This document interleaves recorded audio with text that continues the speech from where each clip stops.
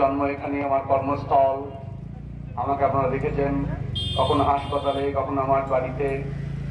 আমি চেষ্টা করেছি মানুষের শরীরের মনের যে কষ্ট দুঃখ সেগুলোকে লাঘব করা। মানুষের শরীর মনের থেকে অনেক বড় ব্যাধি আজকের এই সমাজে। যারা অপরাধী, যারা সমাজ বিরোধী, তারাই চিৎকার করে বলছে আমাকে ক্ষমতা দাও, আমি তোমাদের সুখ দেব। সুখ আসেনি, শুধু বিভাজন হয়েছে। মানুষের নিজেদের মধ্যে বিভাজন করেছে ধর্মের নামে, জাতের নামে, বৈষম্যর নামে। আর একটা শ্রেণীকে বলেছে আমাকে ভোট দাও। আমার মনে হয়েছে এই মুহূর্তে সারা পৃথিবীতে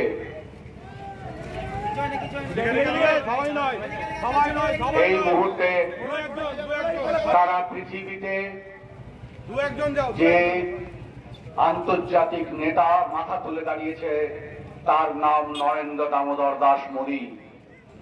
যদি ধর্ম নিরপেক্ষতার কথা বলেন, আমার মনে হয়েছে পৃথিবীতে সব থেকে বড় ধর্ম নিরপেক্ষ মানুষ দামোদর দাস মোদী। কারণ ইসলাম কান্ট্রিতে যে লোকটা মন্দির বসাতে পারে সেই লোকটা কিন্তু অনেক বড় মাপের নেতা। এই ব্যাপারে একটা কথা পরিষ্কার বলে রাখি, আপনারা জেনে রাখুন, ধর্ম নিরপেক্ষতার নামে আমাদের মধ্যে ভুল ধারণা পোষণ করা হয়। এটা একটা রাজনৈতিক প্রতিশব্দ, মানুষের মানুষের বিভাজন করার একটা শব্দ। আমাদের দেশ ধর্ম নিরপেক্ষ দেশ, এই রাষ্ট্র ধর্ম নিরপেক্ষ রাষ্ট্র। এই রাষ্ট্রের কোনো ধর্ম নেই, কিন্তু প্রত্যেক মানুষ তার ধর্মে বিশ্বাসী হতে পারেন অথবা অবিশ্বাসী হতে পারেন, কিন্তু কোনোদিন তিনি নিরপেক্ষ প্রমাণ করতে পারবেন না। আপনি দেখবেন আমাদের মুখ্যমন্ত্রী চেষ্টা করেন, মুখ্যমন্ত্রী কখনো কখনো গুরুদ্বারায় গিয়ে গুরুদ্বারার ভূমিমায় প্রার্থনা করেন, কখনো মসজিদে গিয়ে মসজিদের মতো করেন, কখনো দেশের চার্চে গিয়ে উনি দেখান। এগুলো সবটাই নাটক, পুরো নাটক, মানুষকে ভ্রান্ত বোঝানোর চেষ্টা। উনি যদি সত্যিই ধর্ম বিশ্বাসী হন, উনি হিন্দু ধর্মই পালন করবেন।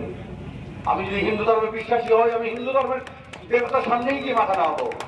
আমি অন্য ধর্মের দেবতার সামনে গিয়ে মাথা নাড়াই, ভোট চাওয়ার জন্য মাথা নাড়াই, সেটা প্রতারণা করা হয়, সেটা ধর্ম বিশ্বাস বা নিরপেক্ষতা হয় না। এই সত্যটা আপনারা বোঝার চেষ্টা করবেন। আজকে এই ভারতবর্ষে আপনারা দেখতে পাচ্ছেন সন্দেশকালীর ঘটনা, আপনারা দেখতে পাচ্ছেন বাগদুয়ের ঘটনা, যেখানে মানুষ শুধুমাত্র অরাজকতা, অসাংবিধানিক কাজকর্ম করে কোটি কোটি টাকার মানুষ হয়ে গেছে, অথচ এখানে কাজ নেই, হাতে হাতে কাজ নেই, কোন রকম কোন পরিকল্পনাই নেই। একটা মমতা বন্দ্যোপাধ্যায়ের আমলে একটা কারখানা উদ্বোধন হয়নি। সমস্ত কিছু বামফ্রন্ট সরকার সমস্ত কিছু বন্ধ করে দিয়েছিল। আপনারা লক্ষ্য করুন, আমাদের এই বহরমপুরে বৃদ্ধি মিল, মনোরঞ্জন মিল ছিল, এখানে প্রচুর মারোয়ারিদের কাশিমাদে গঞ্জ ছিল, পাট বিক্রি হতো, পাটের একটা বিরাট জায়গা ছিল, প্রচুর মানুষ সেখানে কাজ করতেন। এখানে পলাশির মিল ছিল, বেলডাঙ্গার মিল ছিল, সমস্ত জায়গা বন্ধ হয়ে গেছে। কোনো মানুষ এখানে কাজ নেই, মারোয়ারির এখান থেকে চলে গেছে। সব থেকে বড় কথা, আগে পশ্চিমবঙ্গে সব থেকে বড় কর্মসংস্থান ছিল। এখানে পাঞ্জাবিরা আসতেন, গাড়ি চালাতেন, রোজগার করতেন, বাড়িতে পাঠাতেন। এখানে বিহার থেকে মানুষরা আসতেন, এখানে রুজি রোজগার করতেন, বাড়িতে পাঠাতেন। এখন এখানে পাঞ্জাবি কোনো বিহারি এখানে আসে না কাজের জন্য, বরঞ্চ বাঙালিরা এখান থেকে কাজের জন্য বিহারে যায়, পাঞ্জাবে যায়, ইউপিতে যায়, গুজরাটে যায়। প্রায় ৫৫ লক্ষ মানুষ পশ্চিমবঙ্গ থেকে বেরিয়ে গেছে। তাদের ফিরিয়ে আনতে হবে এই পরিযায়ী শ্রমিকদের। এই পশ্চিমবঙ্গ একটা শিল্প বান্ধব শহর। এখানে যিনি ছিলেন, যে লোকসভা সাংসদ ছিলেন, তিনি এখানে ২৫ বছর সুযোগ পেয়েছেন, কিন্তু উনি সেই রকম চোখে দেখার মতো কোনো কাজ করেননি। এখানে এমন কোনো কিছু করেননি যে মানুষের কর্মসংস্থান হয়েছে। এরকম কোনো কিছু হয়নি যে মানুষ বলবে যে হ্যাঁ এটা অনেকটা করে দিয়েছেন, এটা উনি করে দিয়েছেন। অনেক দেরি হয়ে গেছে। প্রশ্ন করুন আর কি করতে চান আপনি বলুন।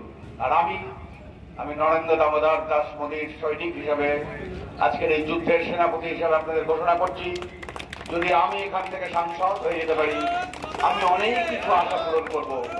তবে একজন সাংসদ সবকিছু করতে পারে না। পূর্ণ উন্নতি করতে গেলে নিশ্চিতভাবে এখানে রাজ্য সরকারকে হাতে আনতে হয়, পৌরসভাকে আনতে হয়, পঞ্চায়েতকে আনতে হয়। এটা হয়তো লম্বা লড়াই, কিন্তু শুরু তো করতে হবে। এই পাথরটাকে তো সরাতে হবে মমতা বন্দ্যোপাধ্যায়ের এই পাথরটাকে।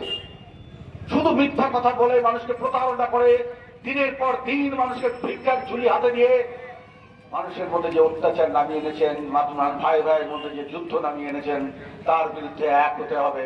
সবাইকে বুঝতে হবে যে একটাই জায়গা, উন্নতি করতে হবে। ভারত বিকশিত ভারতের নরেন্দ্র দামোদর মোদীর যে বিকশিত ভারতের কল্পনা, যে ডিজিটাল ইন্ডিয়ার কল্পনা, আপনারা ভাবতেও পারবেন না। 50 কোটি মানুষের ব্যাংক অ্যাকাউন্ট করে দিয়েছিলেন করোনার আগে। প্রত্যেক মানুষের একটা ব্যাংক অ্যাকাউন্ট আছে, একটা মোবাইল নাম্বার আছে, একটা আধার কার্ড আছে, নাগরিক তার পরিচয় পায়। এর মধ্যে দিয়ে সরকার যে কোনো সুযোগ সুবিধা দিলে যদি স্বচ্ছ প্রশাসন থাকে, প্রত্যেক টাকা তার ব্যাংক অ্যাকাউন্টে ঢুকে যাবে, কাউরি কোনো মাঝখানে ঢোকার কোনো প্রয়োজন হবে না। কিন্তু আমাদের বর্তমান যে রাজ্য সরকার সবসময় মাঝখানে একটা ধরে রেখে দিয়েছে, বাড়ির টাকা আসলে 25,000 টাকা তুলে নিচ্ছে, 50,000 টাকা তুলে নিচ্ছে।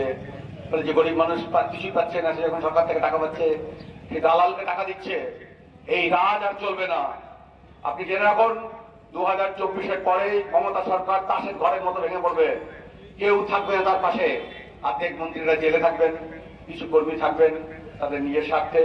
কিন্তু মানুষ বুঝে গেছে এই মুহূর্তে পশ্চিমবঙ্গ অনেক দেরি করে ফেলেছে। এই পশ্চিমবঙ্গে বিজেপি সরকার গঠন হবে, পশ্চিমবঙ্গে সুদিন আসবে। আমি দেখতে পাচ্ছি আমরা সবাই সমস্যার যন্ত্রণায় ছটফট করছি আর ভাবছি শেষ হয়ে যাবে। শেষ হবে না। আপনারা এতক্ষণ দেখছিলেন জিটিভি, দ্রুত হচ্ছে সবার সাথে। জিটিভির নতুন নতুন খবরের আপডেট পেতে এক্ষুনি লগ ইন করুন www.gtvlivenews.com।